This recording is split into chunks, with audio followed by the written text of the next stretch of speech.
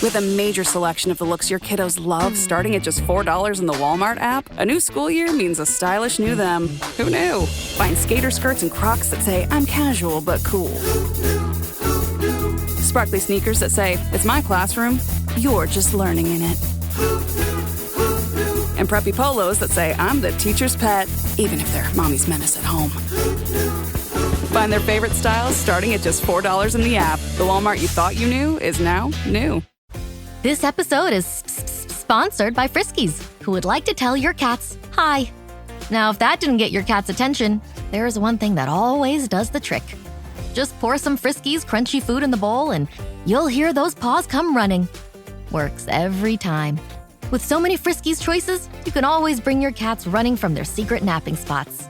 There's always more to explore. See for yourself at friskies.com or visit your local store.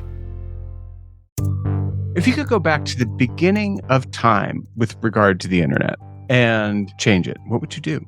I would have done some preemptive therapy for a lot of the Elon Musks of the world, I think. Well, I would have hoped that some of the people were as mature as they were intelligent. It is like a venture capital-based version of Muppet Babies. Well, that's what we're talking with our guest about today. Are the architects of the internet innovators or man-babies? Man-babies, you say? Well, we're going to talk to Kara Swisher this week and find out. Welcome to What the Hack, the true cybercrime podcast. I'm Adam Levin. I'm Beau Friedlander. And I'm Travis Taylor.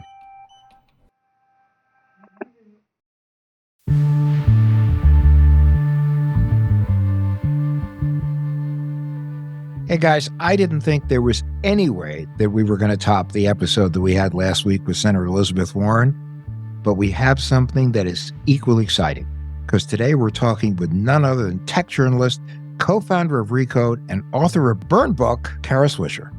Kara Swisher, welcome to What the Hack. Hi.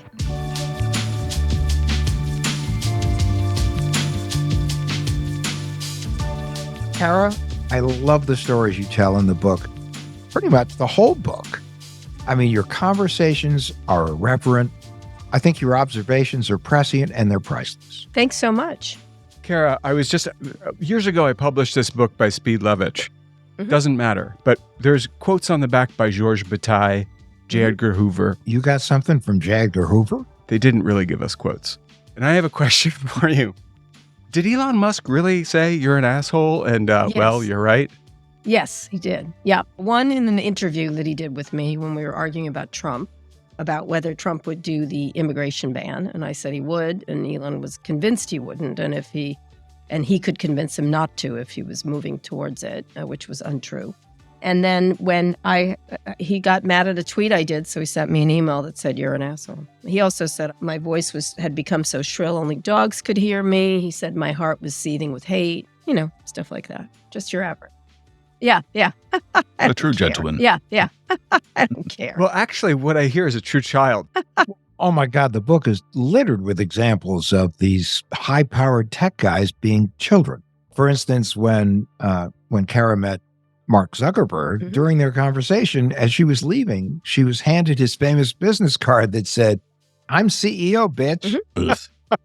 So when I was prepping, I read this article by Claire Hoffman where you said the Silicon Valley elite were a lot of babies, basically. Yeah, well, adult toddlers, I think, is the phrase I tend to use.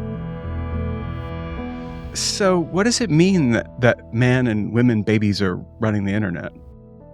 Well, that's why we have what we have in a lot of ways. Now, look, we've got some amazing things. I'm not this person that's going to say everything sucks, because it doesn't. These are astonishing things. But a lot of the people who run these things have either because their own personal characteristics or because money, there's a real deleterious effect of money, have become, they aren't formed enough to be responsible for the things they're responsible for, especially since so much of this technology has so many societal implications well beyond their ken. But that doesn't stop them from making decisions that affect, vast swaths of the human race. Speaking of money, in your book, you refer to yourself as a reportrepreneur. Yeah. What is that? Oh, it's just a dumb word that some people use. Reporters who are entrepreneurs, media. I'm of the belief that media has to really become entrepreneurial. And if they're not, they're screwed, essentially. So I just this entrepreneur who happens to be a reporter. So I created a lot of media businesses, and I continue to this day. And so that's what I was referring to. And you were way ahead of the curve, like way before Substack existed. I think you saw that coming, that journalists had to have a brand and develop that. Well, that's actually one of the things we want to talk to you about. I mean, you have a new book. It's called Burn Book. And in it, you speak to some of the most powerful people in tech today. Yep. You definitely are not trying to make any new friends. No. But it seems like there were some people targeting you even before the book came out. Yes. Can you tell us what happened on Amazon before the release of Burn Book? What happened was that once the book got popular, actually, and it was popular pretty quickly, and it's been on the bestseller list and stuff, but AI bots really essentially created books with an AI version of me, which is slightly porny, an AI avatar, and then it was books by, Queen Bee talks about Silicon Valley. And so, these are these worries we have about AI going forward, like ChatGPT and Claude and others, that it can create books out of whole cloth. And so there were all these books for sale on Amazon that I didn't write that looked like I wrote them. Did they sound like you wrote them? No, I have so much material. I've written thousands and thousands of articles, done thousands of interviews. And so you could drag that all into LLMs and then sort of have a verisimilitude of what I'm saying. In terms of informational, they sound terrible and they're really shoddy products. And so It has happened not just to me, it happened to Savannah Guthrie, it happens to lots of authors, as that, you can upload, I don't know if you know this, 3 books an hour on Amazon. And so they have these bots just working away at various popular authors. I'm sure every single author has rip-off books that it's done to. It's really quite something. And as far as you can tell, did that have any impact on either the pre-sales or the sales of your book? I don't know. I just know that people were getting shoddy products in my name. It's sort of like, there's a lot of people who buy Gucci, for example. I'm not comparing myself to Gucci, but it's the real deal. And then there's people outside that are selling Gucci products on the sidewalk and they run away when police show up. But it's as if they put the Gucci products, the crappy ones, in the store and were selling them alongside good ones. They're just taking advantage of my IP, my intellectual property. And I don't particularly like that. And I don't particularly like Amazon facilitating it. And Amazon makes money. These shoddy products make money. I don't make any money on myself. And then the consumer loses because they get not what they thought they were buying, essentially. There's nothing new about piracy and publishing. It goes back to, the 19th century. Yeah. But this is supersized. This is supersized and automated. It's not, that was by people who were doing it. And so it was a little artisanal. Now it doesn't matter. They can jack these things out in seconds. And that's the thing. And then they can target and different things, target advertising, target things. It puts any author or creator at a disadvantage. And it's happened in music. It happened in art and stuff like that. And it's fine if it's sort of buyer beware, but why should they take all the stuff I worked for and remake it without paying me, essentially? 100%. If I wanted to do it, I'd be happy. Maybe, probably not, but who knows? Well, as we alluded to earlier, the spamming of your name in the book title was done through Amazon's Kindle Direct self-publishing platform. Yeah, that's it. And, that allows publishers or authors, rather, to self-publish. Mm-hmm. And it's a question that pops up pretty often in tech, which is, does the good of the program outweigh the bad? Or is it sort of No, I mean, sure, they can do that, but why can't they monitor fakes? It's not fine. I think it's a great thing that people can self-publish. And that's a wonderful thing if they're actual. And I don't care if bots self-publish. I honestly don't. But use your own damn work, right? Don't take mine, suck it in, and then put it back, and then use my image, and then also do a shitty image of me. That was another thing that irritated. I was like, can it look like me at least, or something? But I was wearing earrings in one. I looked like I lived in Arizona and Sedona and did tarot readings in another. And so I don't know. I just feel like I should have control over my image.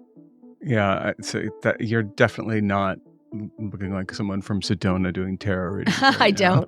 I'm no, pretty not tired. at all. In my opinion, a lot, if not all of the blame falls on Amazon. Right. Mm-hmm. There's just so much out there. There's so many people out there. There's so many bots out there. And now, so the artisanal piracy that happened in the 19th century, or maybe even in the 50s, I think Tropic of Cancer was published under, in Gotham, you had to go ask for it behind the counter, and it wasn't always and it wasn't always Herodias. Right. If they're going to run a retail operation, they've got to protect their products, essentially. Again, they could sell them as long as they say what they are. Say what you are and say what it is. And if it's really taking my image, stop it. Just stop it. And they could do that. They can do it. They could do it. Well, who else could do stuff that he doesn't do? Mark Zuckerberg. Certainly. I talk about that a lot, obviously. I know. In your book you do. And I just had an experience with Mark Zuckerberg, or because of him, where we did this episode with Elizabeth Warren last week, and I said mean things about Mark Zuckerberg. Yeah, he's scared of her. he should be. And so long story short, Meta wouldn't let me promote the content. And oh, really? Yeah. And I found that to be the case down the line, because we do promote some posts whenever we say something nasty about the Zuck. So in your book, you mentioned, Social Network came out and you wrote about how Zuckerberg was more concerned about how he was coming off there than the fact that he was a crazy egomaniac juggling digital chainsaws in a crowded room. Right. Is that true about him? Is he really just... What, interested in his image? Sure, like anybody else. No, we all are. But what about the fact, at the expense of, arguably he's done a real number on us all. Well, this was as the beginnings of the number started, right? This was when I was interviewing him at that time. I've interviewed him since. But yeah, I think he, at the time, he thought of himself as a hero, right? And I think he still does a little bit, in part. But he's a businessman. That's all I wanted to say, is stop cosplaying that you're some Star Wars hero or Star Trek hero, and you're just a capitalist. That's all. And you will make decisions based on your shareholders. You'll make decisions based on your self-interest. And, Mark, among all of them, is the least offensive at this point, unfortunately, as a person. But I think, anything that it took to grow this company, he would do. And he's not unlike the robber barons. He's not unlike J.P. Morgan or Henry Ford or the Rockefellers. And so that's all I wanted to say. It's like, look, the first line of the book is, so it was capitalism after all. And they would not, they think of themselves in a very dreamier way. And I just don't. I don't see them in a dreamy way at all. Well, I guess what I was getting at is Zuckerberg was arguably bootlegging. He was sort of a bootlegger of digital, of data. And I didn't really understand the Facebook business model because I wasn't paying close attention to it. Advertising. I think a lot of us weren't paying close attention to it, but it was advertising, and it was about narrowcasting an ad. Yeah. Became the way that you make money. And how come it was allowed to metastasize the way it has? Well, because the government never moved in. Like every other industry has regulations around it, and including advertising, by the way, including television, including newspapers. They can be held liable. They can be, there's all kinds of rules around privacy. The FCC governs the broadcast waves, but these people have nobody governing them. And so, ultimately the FTC does, but it's not been able to act in 25 years. They haven't done it. They're trying now, but this is 25 years into it. And so I think one of the things that's important to keep in mind is that it's really, it's super, it's just an industry that's the richest and most powerful people on the planet, which has no regulation put against it specifically the way every other industry does. And so ultimately it's down to the government not regulating this around privacy, around data use, around data abuse, essentially. And instead it gets dragged into a First Amendment argument, which these people are happy to argue despite the fact that they do not protect the First Amendment and they are not bound by the First Amendment. And that's one of the things whenever they start yelling about the First Amendment, I'm like, that is, they haven't read it because it has to do with government and not corporations. They can do whatever they want, and they do. But then when you say, why did you do this? They're like, not our responsibility.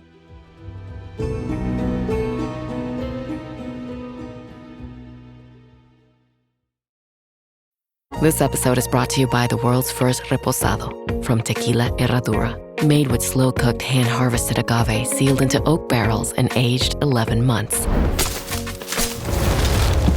Before being enjoyed in your glass.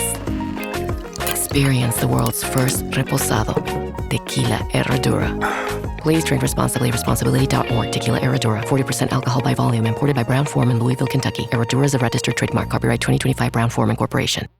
Abercrombie's Viral Denim Sale is back, and Spotify listeners get an extra 15% off with code SpotifyAF. Abercrombie is known for their denim. With 30 to 50% off all jeans, find out how denim should fit. Shop the Viral Denim Sale in the Abercrombie app, online, or in stores. Valid in stores and online through August 11th, 2025 in US and Canada. Excludes clearance, price reflects discount. Code valid in US and Canada through August 11th, 2025. Exclusions apply. See details online.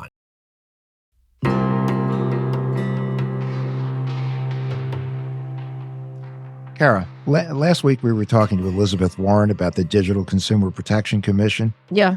I'm pretty hopeful about it. How about you? Maybe there should be a specific agency, but when you start calling it the Department of Information, it really does stick in the craws of Americans, right? And that's what they count on. They count on us being nervous about any agency that is in charge of our our information. So I think there's a concern of the government, as there should be, by the way, because we've seen, whether it's whatever you think about the word Snowden, they spy, the government spies. And so what my concern is that they haven't, there's not going to be, it's not going to happen. There's no move happening right now that's going to be ever regulating this stuff. And so what can we do that's similar, that is not going to violate our First Amendment rules?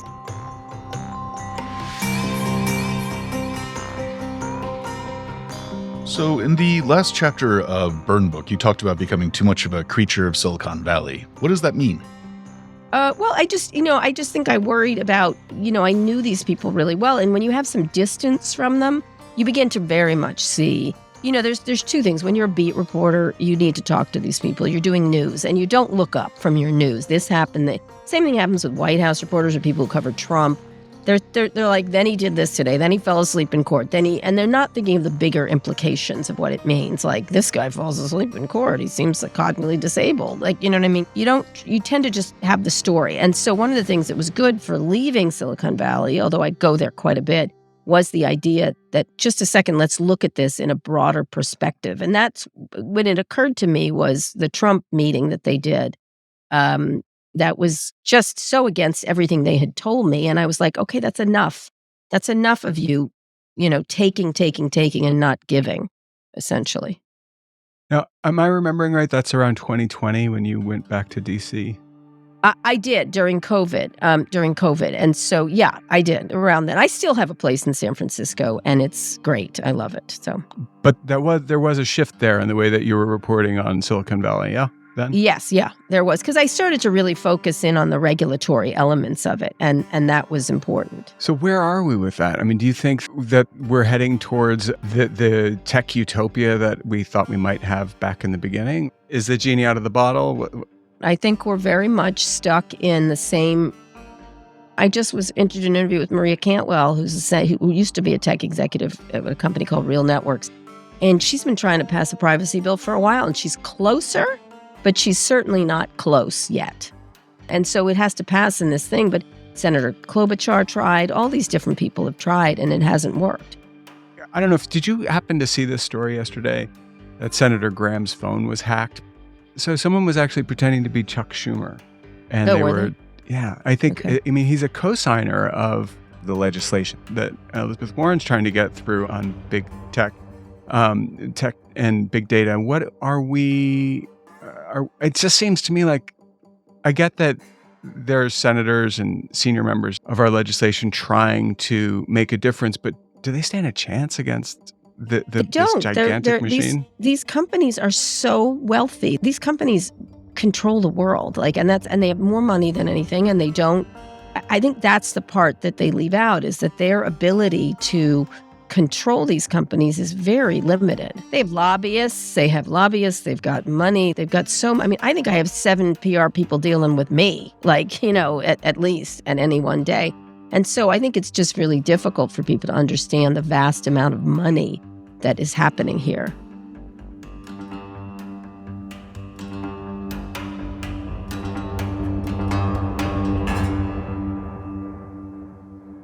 I wonder, what is the next thing that they're going to feverishly protect? I've noticed that Meta now in Instagram is, making everything I do a question for Meta AI. Yep. And I'm like, okay, cool. I don't know if that's just a wrapper on something that was already there, or if it's something new. But Travis, you're constantly talking about AI. I mean, literally, if I talk to Travis for more than, let's say 20 minutes, I leave feeling very bad about the world. It's a gift and a curse. Yeah, but you have this. You definitely are been. You think AI is the next. I know it's the next thing. It's not horrible necessarily. It can be great. And what I'm saying is, guess what? What we really need to do is take all the good parts. The quote I had that's really critical in this book is the Paul Virilio quote, which is, when you invent the ship, you invent the shipwreck, which is a very important quote. And every technology has negative and positive aspects. It's a tool or a weapon. And so my question is, if you invent the plane, you invent the plane crash. When you invent electricity, you invent electrocution. It's very clear. It's not like, listen, any freshman in college gets this. But my point was more that, why don't we have lighthouses? Why don't we have radar? Why don't we put the electrical stuff up in the sky so we don't touch it all the time? And so that's all I'm saying is, what is that? So if we're going to move forward to what is a quantumly more powerful technology that is going to control even more things and be so embedded into our world, why don't we just try to anticipate the bad things and mitigate the bad things and stress the great things, of which there are many. And there are many in this regard to everything we've gotten before, too. So, yeah, I mean, if it gets me a guaranteed basic income, I'll be fine. You could. I mean, we should be open to ideas around things like that. And so my whole thing is just like, it doesn't have to, there's lots of things in the world where it has to be like this. It doesn't have to be like this. There's lots of different ways, especially since this technology is so groundbreaking. We don't have to do it the way we're doing it. And that was what I was stressing. There are better worlds, and we can find them. And so that was sort of the focus I was trying to get in the book, essentially. Well, as far as AI is concerned here, what would a concrete version of Lighthouse be for that? Do we want killer drones? No. Maybe we should bar them, just like we do with cloning, like we do with nuclear energy. It's not perfect, but at least we know what the rules of the road are. Okay, let's say we need to have much more transparency into what's in these LLMs and where they're getting them from. Where's the provenance from? We need to have them mark things that are fake, that are generated by AI. Basic, look, that's fake. Okay, thanks for knowing. I need to know that. Thank you. If you do things that are fraud, like this is a special kind of crime and then we have people in place in our society in our criminal justice system, et cetera, who know how to deal with these things. And so that's the kind of stuff I tend to focus in on. And so, like with Cambridge Analytica and the kind of populist vote poisoning that was happening through... Right. That wasn't as big a deal as people thought it was, but okay. Well, but just as an example of data not being what it seems, or being used to do something that we didn't think it was doing. Right, yeah. Mm-hmm. AI is capable of being poisoned. So, a large language model could all of a sudden find that it is sourcing what it thinks it knows from things that are wrong and that are intentionally wrong. That's correct. How do you actually... What's the practical way of labeling that? I don't see the lighthouse in here. I see fog. Well, no, it doesn't, because look, guess what? Planes are hard. Planes is hard. Pharmaceuticals is hard.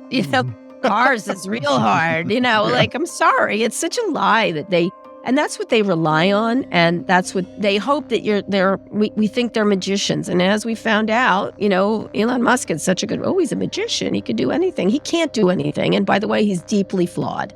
Nice to meet you. The fact that we make that we have this idolatry of innovators, and I love innovators. I consider myself an innovator in media, but I'm not without my faults. And that's my whole thing, is that we really got to stop acting as if these people have all the answers. They do not have all the answers. They 100% don't have all the answers. And that's just because they're rich, right? And now, of course, you have all these ridiculous people like venture capitalists giving us their thoughts on Ukraine? Like, no thanks. I think we'll just, no. Hard Thanks. pass. Hard Yeah. pass. Or the other day, I forget, Elon was giving some thoughts on cesarean sections. Like, he's a perfect example. Like, cesareans, I had one. I'm not going to listen to him. I have more expertise around cesareans than he does. And I feel like I'm going to go with me on this one. And so that's the kind of stuff. They wander over into areas they have no business wandering over, whether it's government or whatever. They certainly can give money to people. They can have their opinions, but they have real impact. And that's really my worry. But why do we care about Elon Musk? I mean, as Beau pointed out earlier, he's quoted on the back of your book twice. Because he is famous. He is the richest person in the world. That's why. But he's a man-child. He's a man. Of course that, but so what? He's still interesting. Why do we look at Trump all the time? He's interesting. Like, deny it as I have always had people like, why are you talking about Trump? If we don't pay attention, he'll go away. He's not going away. Neither is Elon Musk. That's my favorite. Like, how dare you platform him? I'm like, hey, he got 70 million votes, so I'm sorry. I'm going to pay attention to. I love always that. There's all these tisk-tiskers on if we only ignore him. I'm like, no. And so Elon's the same way. I mean, I don't think we should take his word for it on cesareans or the Ukraine or anything else. And I think he should, like any other citizen. I think what we do is, and this is just a common thing for this country particularly, we love a rich person. We really, truly love a rich person. And so, and great. He's a really great entrepreneur. The stuff he's done on cars, although right now he's having a little bit of bumpy road, and it's getting, and FYI, interestingly, I said this a year and a half ago. I was like, this is going the wrong way because there's going to be competition. He's obsessed with Twitter and spending a lot of time there. He's taken his eye off the ball. There's going to be competition. He hasn't put out a new car, except that idiotic Cybertruck where the pedal doesn't work, and which is accelerator not working seems to me to be a big issue. Personally, I'm really concerned about that. And so lots of things are going wrong in his other businesses, which are arguably really interesting and good businesses. So, that's, he can do all that stuff all he wants. But we look at him because he's so powerful and so rich and has his hand in so many pots, including especially space and defense and stuff. And that's my concern.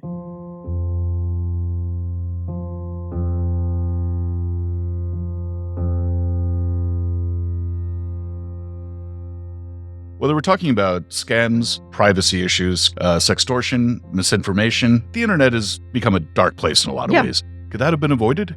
Yes, any kind of regulation. I mean, look, any technology is used. Like, look, Hitler used radio, and radio was also good. So it's just how people use it. This particular medium, you can hide in the shadows. You can be explicit. Like, Trump is a really good example of this. He really uses the internet really well. He does, whether you like him or not, he uses it really well.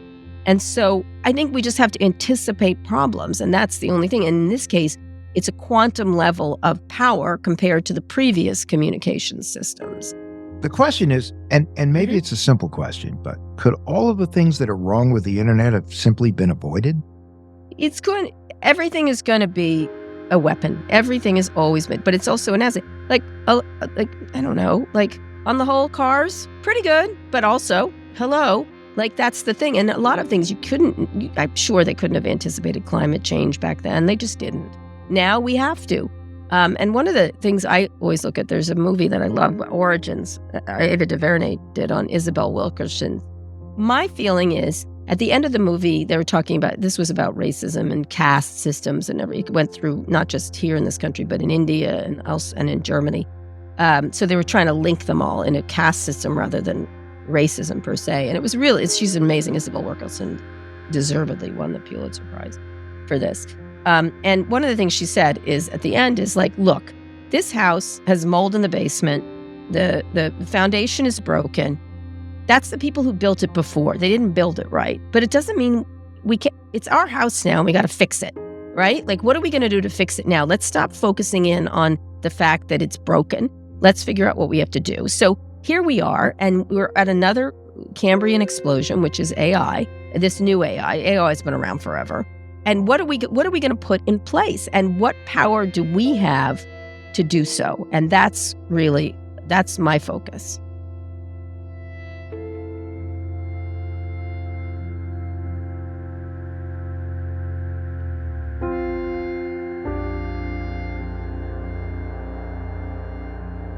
The book is called Burn Book, A Tech Love Stories by Kara Swisher, and published by Simon & Schuster, available wherever you get books. Kara, thank you so much for joining us. Thank you so much. Thank you. Thank you very much. Thank you.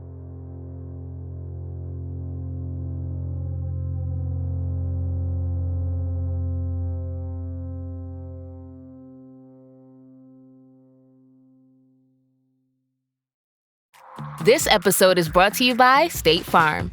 Checking off the boxes on your to-do list is a great feeling. And when it comes to checking off coverage, a State Farm agent can help you choose an option that's right for you. Whether you prefer talking in person, on the phone, or using the award-winning app, it's nice knowing you have help finding coverage that best fits your needs. Like a good neighbor, State Farm is there. Make your next vacation unforgettable on Royal Caribbean's newest ship, Star of the Seas. It's everything you've loved about every family vacation you've ever been on, with mind-blowing thrills at the largest water park at sea, 7 onboard pools for every level of chill, more than 40 ways to dine and drink, and even more to enjoy at our award-winning private island, Perfect Day at Coco Cay. This is the new Star of the Seas. Click or tap the banner to find out more.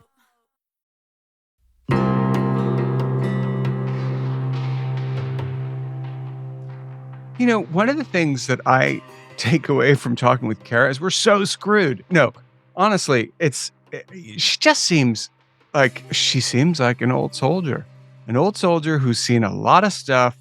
And when I am sitting there with a horrified look on my face, she's like, yeah, what did you expect? Mm-hmm. Well, I think she's not only seen a lot of stuff, but she's foreseen a lot of stuff. Well, but I have to say that, Senator Warren was talking about that. There's some effort on the part of lawmakers to make a change to the way tech works. But I didn't hear that Kara Swisher was there. I didn't hear that the people who could actually fix this were saying anything about it. And I have to say, my guess is that nothing's going to change.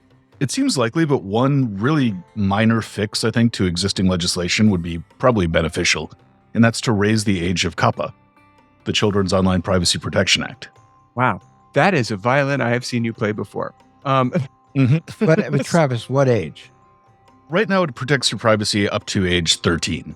And in my opinion, as long as you are still not regarded as a legal adult, in other words, 18, you should still fall under that protection. I agree with you. No. There was a cartoon when I was a kid. It's a picture of a little kid standing next to some untied shoes saying, she's 2.5 years old. She refuses to tie her shoes. And then there was a picture of the same woman at 95 and says she's 95 years old and she refuses to tie her shoes. I have to say that it's cool. It's a good idea, but I think people should age out at about 125. Yeah, that's totally fair. I think at the same time, though, between introducing new legislation or just modifying what's already on the books, the latter is a lot easier. No, I'm not saying I'm being reasonable. And one of the things I've noticed, if you look at all the different pieces of legislation that are floating out there between data protection, privacy protection, and creation of commissions and bureaus, is the fact that they each seem to be saying almost the same thing, but generally in pieces. The Digital Consumer Protection Commission seems to be much more holistic than anything else. But a lot of people who are experts in the field, who are commentators and pundits and reporters like Kara Swisher, I think they're not convinced it's ever going to happen because most of the time Congress can't agree on the day of the week.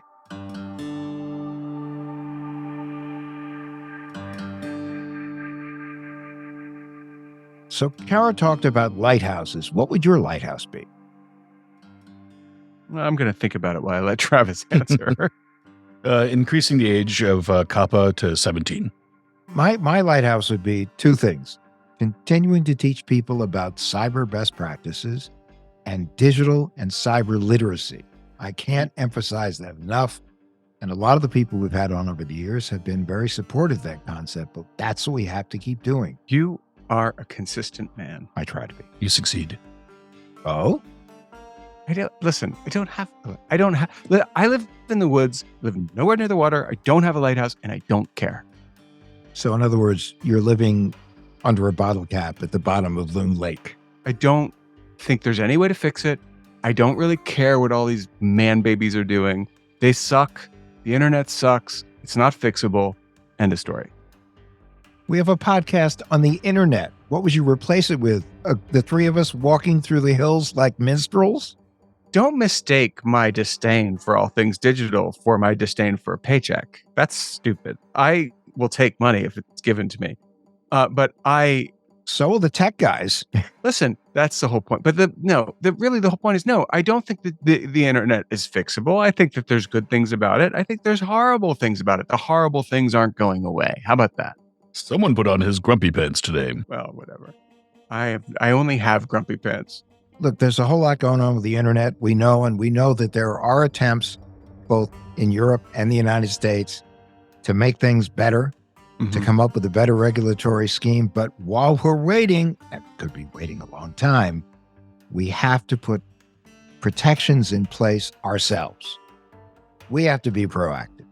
My position is put your grumpy pants on. Well, you are consistent, aren't you? We all are.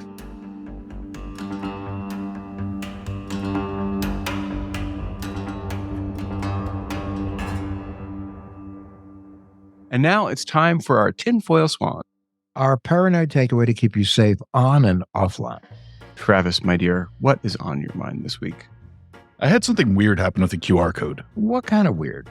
My sister asked me to make a QR code for her therapy practice just to put on a flyer. So I generated one on a website, and it all seemed pretty straightforward. QR codes are those little black and white boxes that you scan with your phone to lead you to a website or app online. So, Travis. Yes? Do you like your sister? She has her moments. Well, I ask because you hate QR codes. Yeah, true. I've always been pretty paranoid about them, but now I'm even more paranoid because after making this QR code, I got bombarded with ads directed at my sister's business. That's not exactly surprising. I mean, free generally means advertisers. Yeah, definitely. And trackers don't just record your physical location, the sites you visit when you go online. They also track how you interact with them. Yeah. I mean, any kind of link shortening service, QR code, generator, link aggregator, all of them. Yeah, there are just so many different ways to engage with you and then get stuck to you like gum on your shoe digitally. Ew. It's true, though. Even if you're in incognito mode, websites can link your IP address to what you're doing on that site and then use that to figure out who you are and what you're interested in. Okay, so what can people do? I mean, other than staying offline entirely, not much. But if your concern is being tracked back to your IP address, you can use a VPN. And companies like Mozilla, well, they do offer privacy-centric solutions to make you harder to track. Right, but at the end of the day, privacy solutions are generally made to hide where you go online. The minute you answer a call to action, buy, subscribe, and sometimes just click a link. Yeah, there you are for all the bots in the world to see and websites and data specialists, all that. Come on, Beau, you know there's no free lunch. Yeah, and there's no such thing as a truly free service online. Even if it's something as basic as a QR code generator, there's going to be strings attached.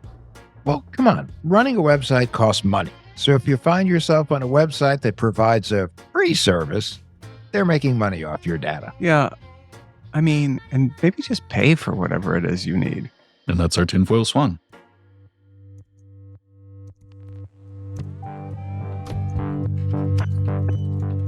What the Hack with Adam Levin is a production of Loud Tree Media. You can find us online at adamlevin.com and on Instagram, Twitter, and Facebook at Adam K. Levin.